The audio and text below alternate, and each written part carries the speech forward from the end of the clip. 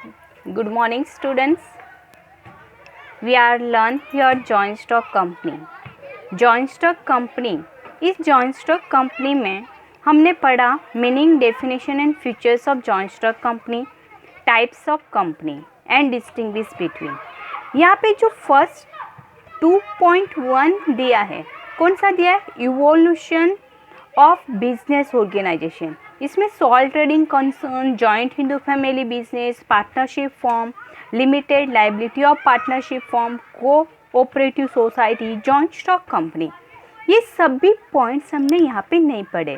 उसका मतलब ये सारे पॉइंट्स आपके क्या हो चुके हैं? रेड्यूस हो चुके हैं. ये आपको क्या करना है? आपको सेल्फ स्टडी करना है. इस सभी पॉइंट्स में से आपको कोई भी क्वेश्चन एग्जाम में पूछा नहीं जाएगा. ये आपको सेल्फ स्टडी है. सिर्फ आपको एग्जाम में आएगा वही जो जॉइंट स्टॉक कंपनी के meaning, definition, features of joint stock company, types of company and their distinguish between. ये so evolution of business organisation पूरा आपका कट हो चुका है. पेज नंबर 16 से इवोल्यूशन ऑफ बिजनेस ऑर्गेनाइजेशन ते अप टू आपको पेज नंबर 19 में दिया गया है. यहाँ पे एफ तक, वहाँ तक आपका कट हुआ है. Meaning, definition and future of joint stock company से आपको वहाँ पे आएगा. तो आपका उतना पोर्शन क्या हो चुका है? कट हो चुका है. अब हम क्या देखते हैं यहाँ पे? Exercise question answer. Exercise question answer में फर्स्ट आपको दिया गया है select the correct answer from the option given below and rewrite the sentence. इसमें फर्स्ट क्वेश्चन है the liability of share holder in the public limited joint stock companies. The public liabilities are limited. उसकी liability क्या रहेगी? Limited रहेगी. Next, minimum number of member required for the cooperative society. How many cooperative society members are required? That's not your questions are there. Next ones are there is a 10 पर आपका वो cut हो चुका है. The dash are the elected representative of shareholders who manage affairs of the company. Who are the elected representative of the shareholders? किसको appointment करता है? तो वो किसको अपॉइंटमेंट करेगा? डायरेक्टर्स को. The right answer is directors. State Bank of India is the example of dash company. State Bank of India, Reserve Bank of India, LIC life insurance corporation, ये किसका एग्जाम्पल है? तो वो कौन सी कंपनी का है? तो statutory company. That is the statutory companies. Next हम देखते हैं यहाँ पे match the pairs. Match the pair में फर्स्ट आपको दो पार्ट में दिए हैं. ग्रुप ए में आपको 5 पार्ट्स रहेंगे और ग्रुप बी में आपको 10 रहेंगे. अभी 5 में से 5 फर्स्ट ग्रुप में 5 है, उसमें से आपको बी ग्रुप में आपको 10 दिया गया है. उसमें से आपको ढूंढना है करेक्ट आंसर.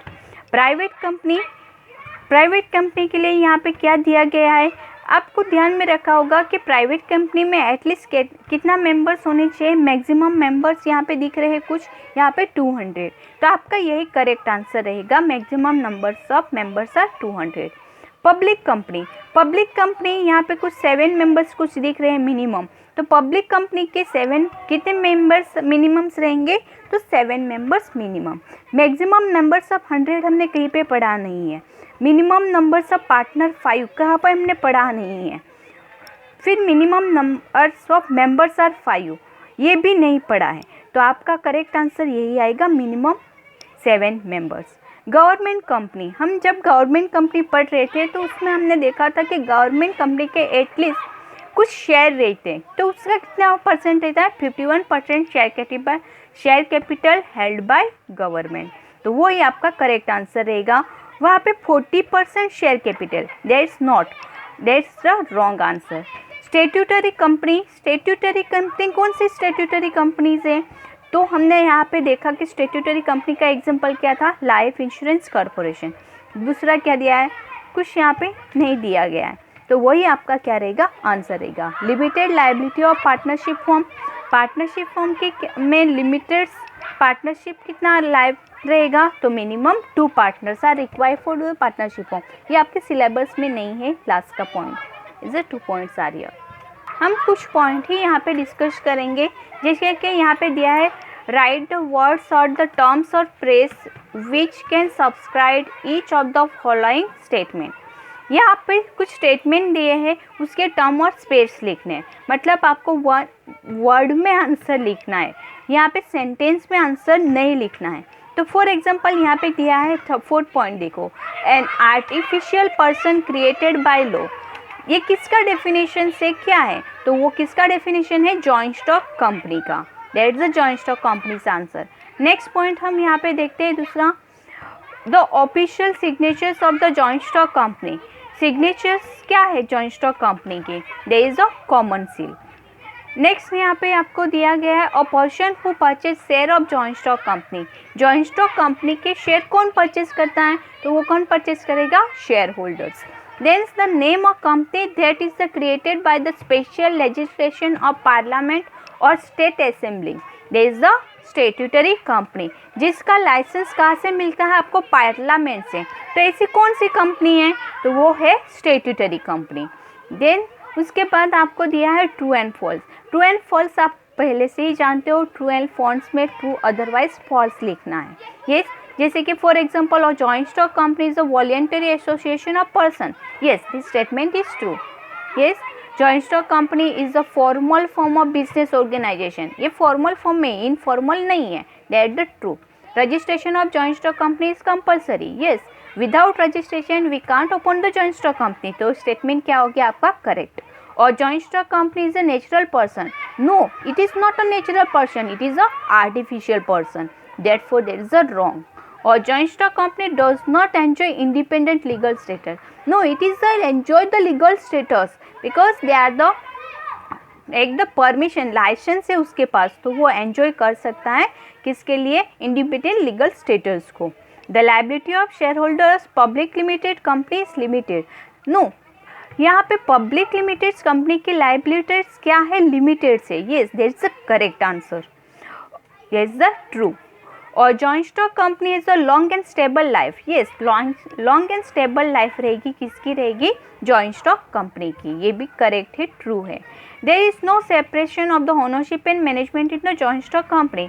क्या सेपरेशन नहीं है जॉइंट स्टॉक कंपनी और ओनरशिप एंड मैनेजमेंट में? No, that's the wrong answer. ये दिस द फॉल्स।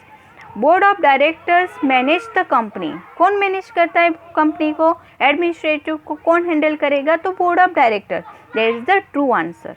ये वो हो गया ट्रू एंड फॉल्स। उसके बाद आपको दिया है complete the sentence.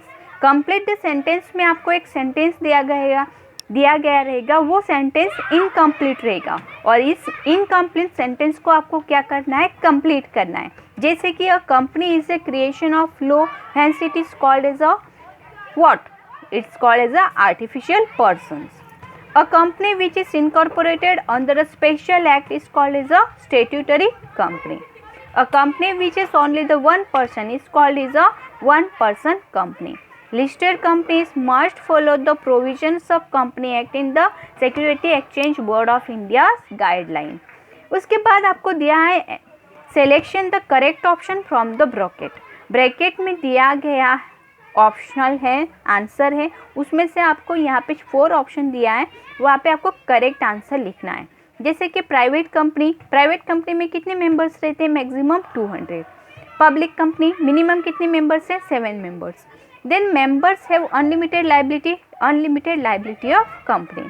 Incorporation outside company, there is a foreign company. Outside का मतलब वो बाहर की, वो कौन सी होगी, foreign company.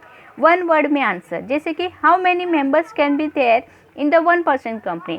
1 members are there in a 1 person company. जैसे होल्डिंग कंपनी का यहाँ पे डेफिनेशन लिखना है, meanings in the foreign company का लिखना है।